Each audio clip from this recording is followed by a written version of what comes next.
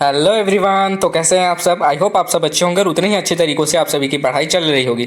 तो आज मैं आपके लिए लेकर आ चुका हूं छत्तीसगढ़ बोर्ड वार्षिक परीक्षा 2023-24 कक्षा 12वीं विषय लेखा शास्त्र के प्रादर्श प्रश्न पत्र दूसरा आपके लिए मैं लेकर आ चुका हूं। तो चलिए शुरू करते हैं। प्रश्न क्रमांक पहला, सबसे अधिक ख्याति की राशि प्राप्त होती है वह विधि है औसत लाभ की विधि से, पूंजीकरण विधि से, वार्षिकी विधि से, अधिलाभ विधि से। प्रश्न क्रमांक 2 है, साझेदारी के समापन पर बनाए जाने वाले खाता हैं। तो पहला है लाभ हानि वाला नियोजन खाता, दूसरा है वार्षिकी उच्चंत खाता और तीसरा है वसूली खाता, चौथा है पुनर्मूल्यांकन खाता। प्रश्न क्रमांक 3 है, निजी कंपनी में सदस्यों की अधिकतम संख्या होती है तो आपको 20, 10, 50 और 200 आपको बताना है इनमें से। क्लियर। प्रश्न क्रमांक 4 है, उस खाते का नाम बताइए जो संपत्तियों एवं दायित्वों के मूल्य पर कमी वृद्धि हेतु बनाया जाता है। क्लियर। प्रश्न क्रमांक 5 है, साझेदारी संलेख के अभाव में ऋण पर ब्याज की दर होती है। प्रश्न क्रमांक 6 है, किन अंशों पर लाभांश की दर निश्चित होती है। क्लियर। प्रश्न क्रमांक 7 है, स्थायी पूंजी खाता एवं परिवर्तनशील पूंजी खाता में अंतर आपको लिखना है। प्रश्न क्रमांक 8 है, एक कंपनी ने 10 रुपये वाले 50,000 क्षमता अंश 20% प्रीमियम पर निर्गमित किए, संपूर्ण राशि एक मुश्त प्राप्त हो गई, पंजी प्रविष्टियां आपको करना है। प्रश्न क्रमांक 9 है, एक्स लिमिटेड ने 50,000 रुपये के ऋण पत्रों को 100 रुपये प्रति ऋण पत्र पर निर्गमन किए, इन ऋण पत्रों पर समस्त एक मुश्त राशि प्राप्त हो गई, जर्नल प्रविष्टियां कीजिए। क्लियर। प्रश्न क्रमांक 10 है, एक्स लिमिटेड ने मशीन 10,000 रुपये में विजय ट्रेडर्स के क्रय किया, जिनका भुगतान प्रति 20 रुपये वाले समता अंशों द्वारा किया गया, कंपनी की पुस्तकों में पंजी प्रविष्टियां कीजिए। उसके बाद है प्रश्न क्रमांक 11, किन परिस्थितियों में न्यायालय फर्म का विघटन करने का आदेश देती है, समझाइए। अथवा में दिया हुआ है पुनर्मूल्यांकन खाता व वसूली खाता में अंतर लिखें। प्रश्न क्रमांक 12 है, एक फर्म 30,000 रुपये वार्षिक लाभ प्राप्त करती है, लाभ की सामान्य दर 12% है, फर्म की संपत्तियां 32 इकाई 2.5 हजार 10,000 लाख मतलब 3,25,000 रुपये तथा दायित्व 1 लाख रुपए के हैं। पूंजीकरण विधि से स्थायी का मूल्य आपको ज्ञात करना है। क्लियर। अथवा में दिया हुआ है अ, ब तथा स, एक फर्म 5:2:2 के साझेदार हैं, उनकी स्थायी पूंजी क्रमशः 30,000 रुपये व 2,000 तथा 10,000 रुपये थी। वर्ष 2015 में पूंजी पर ब्याज 8% वार्षिक के स्थान पर 10% वार्षिक दर से CR किया गया था। त्रुटि सुधार के लिए आवश्यक समायोजन प्रविष्टियां करें। प्रश्न क्रमांक 13 है, गीता और सीता एक फर्म के साझेदार हैं, 1 जनवरी 2013 को उनकी पूंजी क्रमशः 60,000 और 50,000 रुपये है, उन्हें 7.1/2% प्रतिवर्ष ब्याज दिया जाता है। तो सीता ने 1 जुलाई 2013 को 16,000 रुपये फर्म को ऋण दिया। गीता 8,000 रुपये वार्षिक वेतन पाने की अधिकारी है। 31 दिसंबर 2013 को समाप्त वर्ष पर लाभ उपयुक्त समायोजन के पूर्व 18,000 रुपये था। लाभ हानि विवरण खाता बनाइए। उसका अथवा में दिया हुआ है और ब, एक फर्म 5:3 के अनुपात में साझेदार हैं, सब फर्म में 1/4 भाग हेतु प्रवेश करता है, नया अनुपात ज्ञात करें जब। पहला इसमें पुराने साझेदार अपना अनुपात पहले जैसे रखते हैं, दूसरा है और ब द्वारा समान रूप से स को समर्पित करते हैं। प्रश्न क्रमांक 14 है, राजू, राजा और राम 3:2:5 के अनुपात में लाभ हानि बांटते हैं, उनका चिट्ठा 21/12/2007 को निम्न प्रकार था। तो आप उनका चिट्ठा देख लेंगे। उसके बाद 1 जनवरी 2008 को राम को अवकाश ग्रहण करता है, तो निम्न समायोजन करें। पहला है भवन में फर्नीचर में 5% वृद्धि, दूसरा है लेनदारों में 5% कटौती, तीसरा देनदारों पर 10% अशोध्य ऋण संचय, चौथा है वैधानिक व्यय 200 रुपया। लाभ हानि समायोजन खाता एवं साझेदारों की पूंजी का खाता आपको बनाना है। अथवा में दिया हुआ ABC के व्यापार में 3:2:1 के साझेदार हैं, उनका चिट्ठा इस प्रकार है। तो आप देख सकते हैं। उसके बाद उक्त तिथि पर स अवकाश ग्रहण करता है। आयोजन इस प्रकार है, पहला है 5% संदिग्ध ऋण आरक्षण करे, दूसरा स्कंद पर 5% मशीनरी पर 10% अवमूल्यन होता है, तीसरा है भवन का मूल्यांकन 15,100 रुपये हुआ।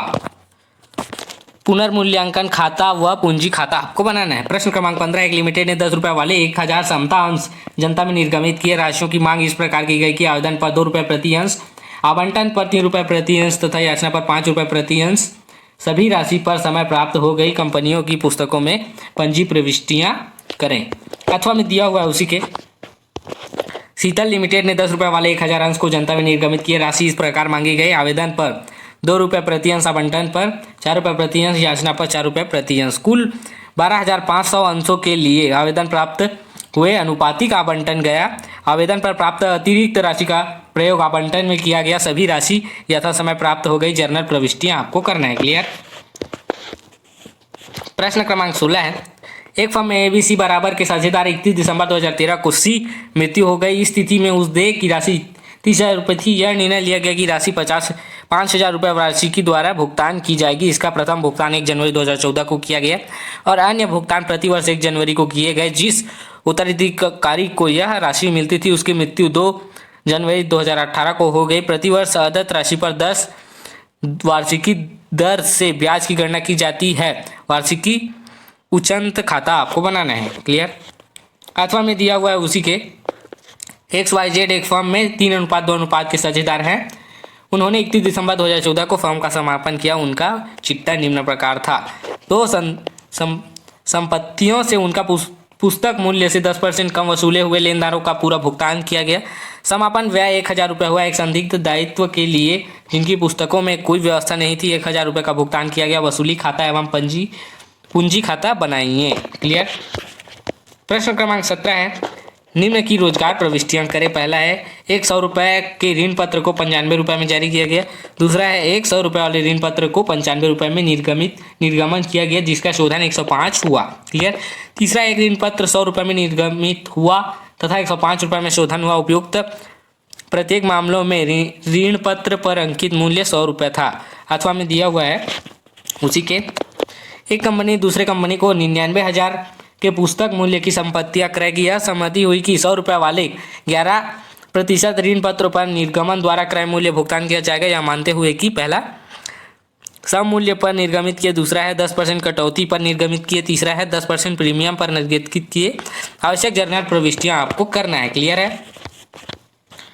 उसके बाद है प्रश्न क्रमांक 18, अनुपात विश्लेषण का अर्थ क्या होता है। पहला, दो संख्याओं के मध्य गणितीय संबंध स्थापित करना। दूसरा है 2 संख्याओं के मध्य गुणात्मक संबंध स्थापित करना। तीसरा है 2 संख्याओं के मध्य विपरीत संबंध स्थापित करना।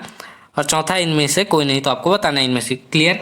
प्रश्न क्रमांक 19 है, रोकड़ प्रवाह विवरण के कितने तरह से तैयार किया जाता है। 1, 2, 4 और किसी भी तरह से आपको बताना है इनमें से ऑप्शन चुन के। क्लियर। प्रश्न क्रमांक 20 है, कोष प्रवाह विवरण तथा रोकड़ प्रवाह विवरण में आपको अंतर लिखना है कोई 4। अथवा में दिया है उसी के रोकड़ प्रवाह विवरण के उपयोग लिखे कोई 4। प्रश्न क्रमांक 21 है, एक व्यवसायिक को चालू अनुपात 3:1 है। उनकी कार्यशील पूंजी 4 लाख रुपए है तथा उनका स्टाफ 2,50,000 रुपये पर मूल्यांकित किया गया। तरल अनुपात की गणना आपको करना है। अथवा में दिया हुआ है, निम्न सूचनाओं के तरल अनुपात की गणना आपको करना है। चालू देयताएं 14,000 रुपये, कार्यशील पूंजी 1,80,000 रुपये और लेनदार है 3,000 रुपये, स्टाफ है 1,10,000 रुपये। क्लियर है। उसके बाद प्रश्न क्रमांक 22 है, निम्न सूचनाओं के आधार पर तुलनात्मक विवरण 31 मार्च 2008 एवं 31 मार्च 2009 को समाप्त वर्ष के लिए आपको बनाना है। तो आप देख सकते हैं विवरण। और अथवा में वैसे ही दिया हुआ है, निम्नलिखित विवरणों का प्रचालन एवं प्राप्त रोकड़ की गणना आपको करना है इसका। क्लियर है। उसके बाद है प्रश्न क्रमांक 23, वित्तीय विवरणों का विश्लेषण का उद्देश्य समझाइए। अथवा में दिया हुआ वित्तीय विवरणों के विश्लेषण का महत्व समझाइए। क्लियर। प्रश्न क्रमांक 18 है, कंप्यूटर के पितामह का नाम है। तो कंप्यूटर के पितामह का नाम कौन है आपको बताना है। प्रश्न क्रमांक 19 है, इनमें से कौन सा बाइनरी अंक है आपको बताना है।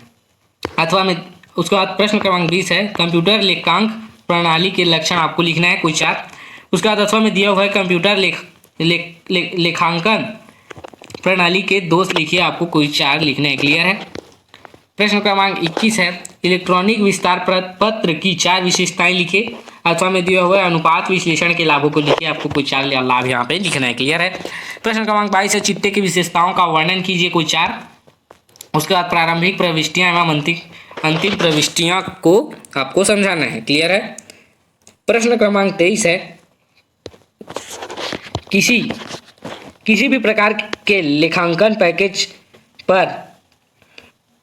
पैकेज लेने के पूर्व ध्यान रखने योग्य कुछ 6 बातें आपको लिखना है। क्लियर। और अथवा में दिया हुआ है डाटाबेस संबंध प्रणाली के उद्देश्य आपको लिखने हैं। तो ये रहा आपका लेखा शास्त्र का प्रदर्श प्रश्न पत्र दूसरा कक्षा 12वीं का। तो आपको ये वीडियो कैसा लगा कमेंट करके जरूर बताएं। अपने दोस्तों को भी शेयर करें क्योंकि इसके बारे में उनको भी जानकारी हो सके। और अगर आप हमारे चैनल में नए हैं तो इसी तरह की जानकारी के लिए हमारे चैनल को सब्सक्राइब करें। तो मिलते हैं ऐसी एक और वीडियो के साथ में, तब तक के लिए धन्यवाद।